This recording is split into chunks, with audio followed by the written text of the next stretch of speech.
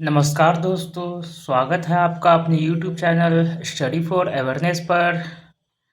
और हम पढ़ रहे हैं ल्यूसेंट की बुक, और उसमें से हम पढ़ रहे हैं हिस्ट्री का पोर्शन।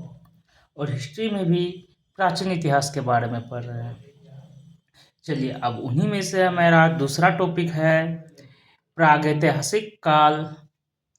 चलिए दोस्तों, शुरू करते हैं। इतिहास का विभाजन प्रागइतिहास यानी कि प्री हिस्ट्री, आदि इतिहास जो कि प्रोटो हिस्ट्री व इतिहास हिस्ट्री तीन भागों में किया गया है।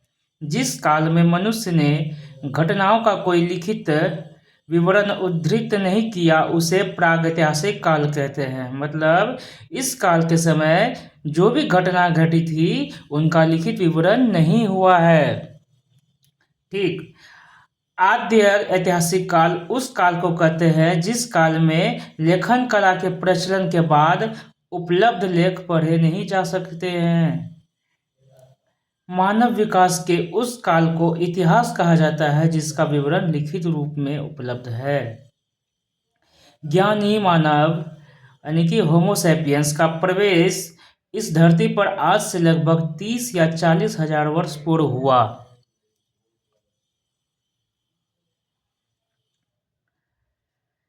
पूर्व पाषाण युग या पूरा पाषाण काल के मानव की जीविका का मुख्य आधार शिकार था। शिकार पूरा पाषाण में आदि मानव के मनोरंजन के भी साधन थे।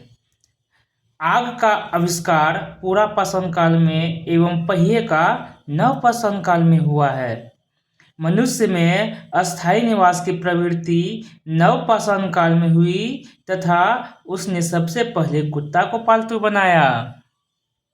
मनुष्य ने सर्वप्रथम तांबा धातु का प्रयोग किया तथा उसके द्वारा बनाया जाने वाला प्रथम औजार कुल्हाड़ी था। कृषि का आविष्कार नवपाषाण काल में हुआ। कृषि का आविष्कार नवपाषाण काल में हुआ।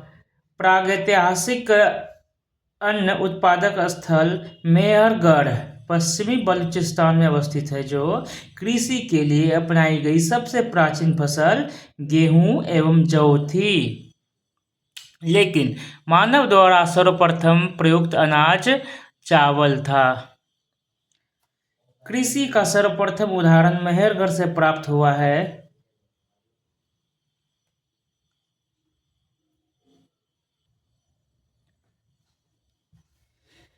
कृषि का प्रथम उदाहरण कहाँ से प्राप्त हुआ है? मेहरगढ़ से प्राप्त हुआ है।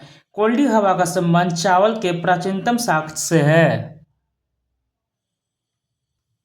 भारत में पूर्व प्रस्तर युग के अधिकांश औजार स्फटिक यानी कि पत्थर के बने थे। पहले क्या थे? पहले के औजार पत्थर के बने हुए थे। चलिए, और आगे हम पढ़ते हैं।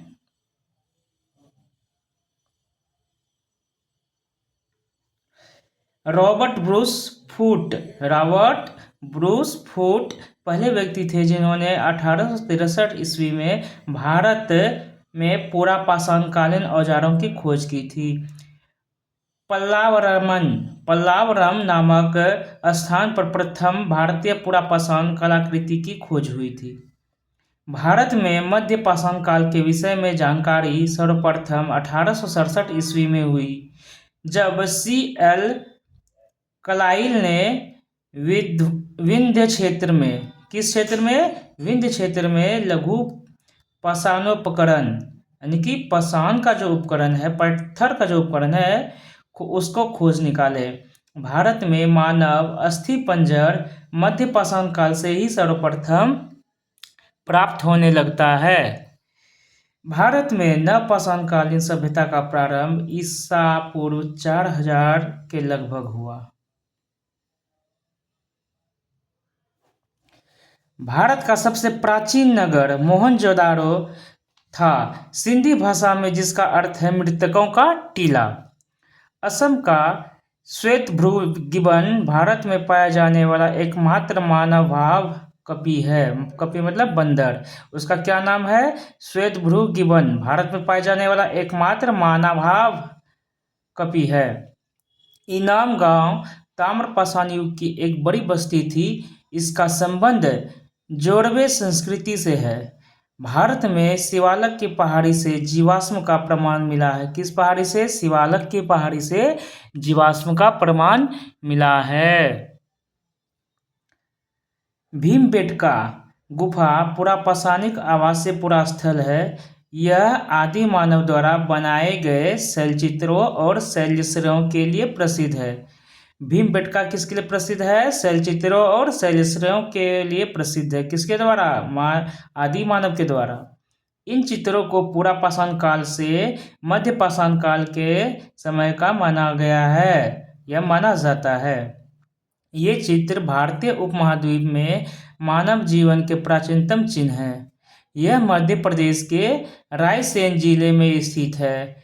भीमबेटका कहाँ स्थित है? मध्य प्रदेश के रायसेन जिले में स्थित है। इसकी खोज वर्ष 1957 से 58 में किसने की? डॉक्टर विष्णु श्रीधर वाकनकर ने।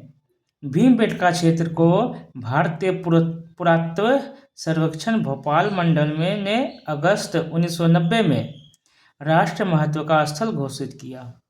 इसके बाद जुलाई 2003 में यूनेस्को ने इसे विश्व धरोहर स्थल घोषित किया। भीमबेटका को 2003 में जुलाई महीने में यूनेस्को ने इसे विश्व धरोहर घोषित कर दिया। भारत में मनुष्य संबंधी सबसे पहला प्रमाण नर्मदा घाटी में मिला है। नोट: भारतीय नागरिक सेवा के अधिकारी रिजले प्रथम व्यक्ति थे जिन्होंने प्रथम बार वैज्ञानिक आधार पर भारत की जनसंख्या का प्रजातीय विभेदीकरण किया।